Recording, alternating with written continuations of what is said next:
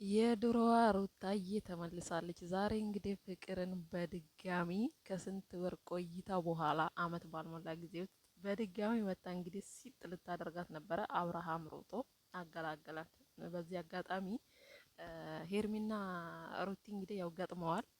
አንለያይም ብለዋል። በአንድ መኪና ነው የሚንቀሳቀሱት ምናምን ነገር ፍቅራቸው በጣም ጨምሯል ማለት ነው እና ዛሬ እንግዲህ ፍቅርን ብቻዋን ለማግኘት ነበረ የመጡት። ነገር ግን አብርሃም ከዚህ በኋላ ፍቅርን የምታገኙት ከኔ ጋር ነው፣ ፍቅርን ስትፈልጉ እኔ እንዳለው እወቁ እያለ ነበረ። ይሄ ቃል ከዚህ በፊት ከሄርሜላ ጋር በነበረበት ጊዜ ሄርሜላን ማግኘት ስትፈልጉ እኔ እንዳለው ቁጠሩ፣ ሄርሜላ ብቻዋን መንቀሳቀስ አትችልም ሲል ነበር እና ሄርሜላ ጋር የተደረገው ነገር ደግሞ ዛሬ ፍቅር ላይ እየተደገመ ነው ማለት ነው። ምክንያቱም ፍቅርን ብቻዋን ማግኘት አትችሉም፣ እኔ ካጠገቧ አለው፣ ብቻዋን አትንቀሳቀስም እያለ ነው።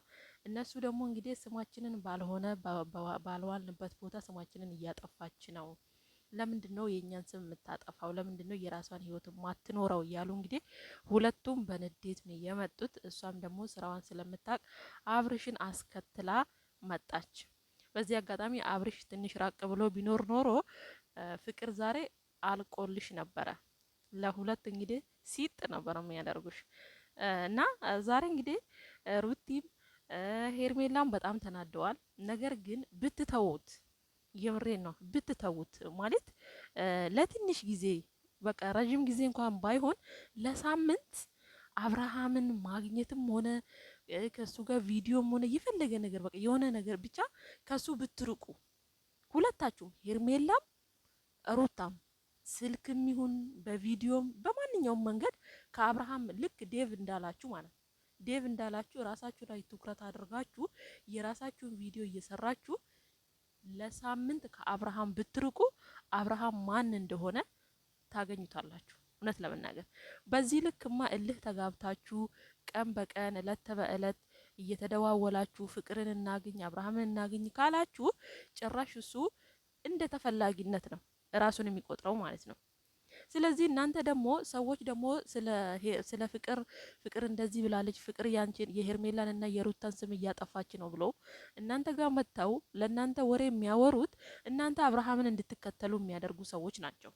ገባችሁ አይደለ? ከአብርሃም እንድትርቁ የማይፈልጉ ሰዎች ናቸው እንጂ እውነት እነሱ ሩታም ሆነች ሄርሜላ አብርሃምን እንዳትከተል ቢፈልጉ ኖሮ ፍቅር እንኳን ብታወራ ወሬውን አምጥተው ለነሱ ወይ ደግሞ ለሄርሜላና ለሩታ ባልተናገሩ ነበረ። ስለዚህ ሩታዬም ለአንድ ሳምንት እና ከዛም በላይ የሚሆን ራስሽን ተረጋግተሽ ከራስሽ ጋር ከልዑሌ ጋር በቃ ቪዲዮሽን እየሰራሽ ቤትሽ ውስጥ የፈለግሽውን ነገር እያደረሽ ቪዲዮ ብትሰሪ ከነሱ የባሰ ነው የሚታይልሽ እንጂ አንቺ ሲጀመር እኮ የሚዲያው ንግስት ነሽ። ሄርሜላም ደግሞ ከወንድምሽ ጋር ይሁን ከሌሎች ሰዎች ጋር ብቻሽን ይሁን ብቻ በራስሽ ቤት ብትመጪ ከአብርሃም ጋር ሆነሽ የሚታይሽን ያህል ይታይልሻል። ለምንድን ነው አብርሃምን በዚህ ልክ መከተል የፈለጋችሁት? እናንተ እኮ ናችሁ እሱን ልክ ጥሩ ነገር እንደሰራ አድርጎ ራሱን በቃ በክብር ያደረጋችሁት እየተከተላችሁት። ፍቅር በእርግጥ አሁን ላይ ከሱ ጋር ስላለች ባሳመናት መንገድ ስላሳመናት እሱን ልትከተል ትችላለች። ልክ ከዚህ በፊት ሄርሜላ እሱን ስትከተል እንደነበረ ማለት ነው። አሁን ላይ እኮ ሄርሜላ እንዳትቀጣ ሩታዬ እያገዝሻት ነው፣ በዚህ አጋጣሚ ማለት ነው። ለምን ያኔ አንቺ ላይ ሄርሜላ መታ ከሄርሜላ ጋር ሆኖ አንቺን ሲያንጨረጭርሽ ነበረ። አሁን ላይ ደግሞ ሄርሜላ ከኔ ጋር ነው የሚሆነው ከዳነ በኋላ ብላ ስታስብ እሱ ደግሞ ፍቅርን ምርጫው አድርጎ ቁጭ አደረገ አይደለ? ስለዚህ ሩታ ከሄርሜላ ጋር መምጣት አልነበረብሽም። በዚህ አጋጣሚ የምሬ ነው። ሄርሜላ ብቻዋን ትጋፈጥ ይሄን ህይወት ማለት ነው። ምክንያቱም ከዚህ በፊት ስታደርገው ስለነበረ ስሜቱ እንዴት እንደሆነ ማየት አለባት ሄርሜላ። አሁን ላይ ሩታ እያገዝሻት ነው፣ ቤት ታውቀዋለች።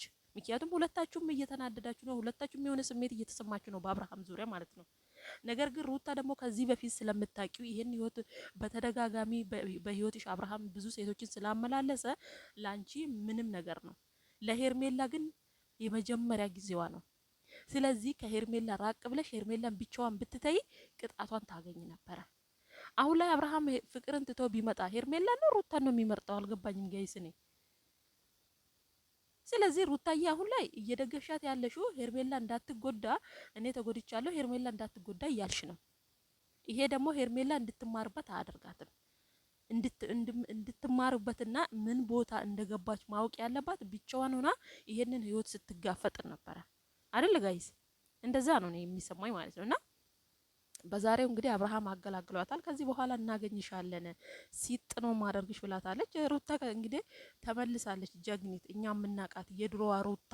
ነገር ግን ከሄርሜ ራቅ ብለሽ ራስሽን ሆነሽ ብትመጪ ሄርሜላ ይሄን ጽዋ በራሷ ትቅመሰው። በቃ የምሬን ነው ትቅመሰው። ይሄን ህይወት እንዴት እንደነበረ ብቻሽን አንቺ ስትጋፈጭ የነበርሽውን አሁን እሷ ትጋፈጥና ትቃጠል። የምሬን ነው ጋይስ።